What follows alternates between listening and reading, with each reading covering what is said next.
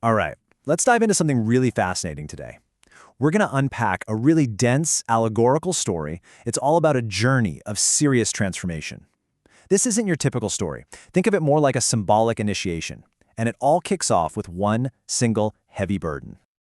You know, this one line right here, it just sets the entire stage. We meet our main character, the initiate, and he's immediately defined not by what he's carrying for the future, but by the absolute crushing weight of everything that's already happened. This is so much more than a backpack. It's the weight of memory, of duty, of history itself. So, the journey begins in this incredibly oppressive place, and I want you to get any ideas of a normal, leafy forest out of your head. This is the Forest of It Was, a place literally made of hardened history, where the past itself has become the landscape, blocking out any possibility of new light. And the system our initiate is trapped in? It has a name, the Malethocracy. Just think of it as the entire structure of old rules, all the thou shalts handed down through generations, all woven together so tightly that they create a permanent shadow. It's basically an inescapable prison made of tradition. So who is our protagonist in this grim forest? Well, he's in what Nietzsche would call the stage of the camel. The camel is the spirit that just accepts its load. It kneels down and pretty much says, "Pile it on, give me the heaviest weight you've got." And that's our initiate, dutifully carrying the full crushing burden of the "it was." And here we see the core conflicts just laid bare. It's a classic philosophical showdown. On one side, you have the absolute I. That's the individual's inner fire, the drive to exist, to act, to be. And on the other side, the not I, the hostile, dense world of the forest that's constantly pushing back, whispering, "This is how things have always been. This is what you must do." As he's walking, he stumbles upon a warning, footprints from someone who tried this path before. These belong to Ganem, a predecessor who totally failed.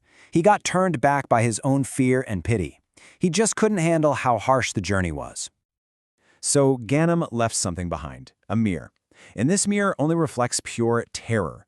Our initiate sees it, he gets what it represents, and right there, he makes a choice. He refuses to look into it. Instead, he steps over the tracks of the guy who failed, and in that moment, he consciously chooses the unknown dangers ahead over a path defined by fear. And that choice, it instantly shatters his reality. The forest floor, that supposedly solid ground of tradition, it just falls away. The path ahead is now a narrow, jagged tightrope hanging over a huge abyss. Okay, so he's on this incredibly precarious rope. What's down in the abyss? You'd probably expect, fire, demons, some kind of fantastical hellscape. But what he sees is actually way more chilling, because it's so real. He looks down into the chasm, and he sees the very same mundane world he just escaped from. The abyss is filled with the grinding gears of society, this vast machine that demands conformity. He sees the last men, just going about their comfortable routines, living in their tiny boxes of logic, completely oblivious to the real chaos and potential hanging right over their heads. Now, the biggest threat on this tightrope isn't just gravity, it's the wind. But this is no ordinary wind. It's the spirit of revenge, that internal howling rage that we all feel, that anger that we can't go back and change what's already been done. It's the bitterness you feel over the "it was." So how do you fight a psychological storm like that? Well, he has to use a tool called the whip of distance. He has to create this profound separation between himself and the world down below. If he feels any pity for their comfort, it'll throw him off balance and he'll fall. To make this crossing, he can't just be a traveler anymore. He has to become a warrior. After surviving that ordeal on the tightrope, he finally reaches the other side and enters a cave. But this cave of solidarity is a total paradox. This is not a place to find a community with other people, but a place to finally, truly meet himself.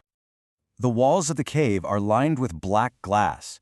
He looks into them, and he's probably expecting to see some kind of demon or maybe a divine vision. But what he sees is way more shocking. It's just his own face. Not idealized, not monstrous, just human. Rough and imperfect. And right there, in that moment, he gets the real meaning of solidarity on this path. It is not about joining a crowd. It's about making peace with your own shadow, your own capacity for darkness. It's about accepting that you have both the power to destroy, the lion, and the power to create, the child, inside you. Then a final revelation hits him. And it's another paradox. To become a truly sovereign, independent individual, he first has to become part of a we. But this isn't the we of the herd down in the abyss. This is the silent brotherhood of all the other solitary walkers who have made this exact same journey, alone, but together in spirit. He pushes deeper into the cave, into the hottest part, where the will itself is forged. This is the sanctum of sovereignty. This is the final trial. Here, in the deepest darkness, the world pushes back on him one last time. And he roars back. This is the philosophical climax of the whole story. He asserts the absolute I. He basically declares that this oppressive reality, this cave, this limit, it only exists because he is here to see it. He completely flips the power dynamic on its head. And then he speaks the three most powerful words of the entire journey. It's a command, but it's not for the future. He turns his will backwards, to the forest of his past, to every single burden he carried. And he says, "Thus I willed it." Now, he's not magically changing history here.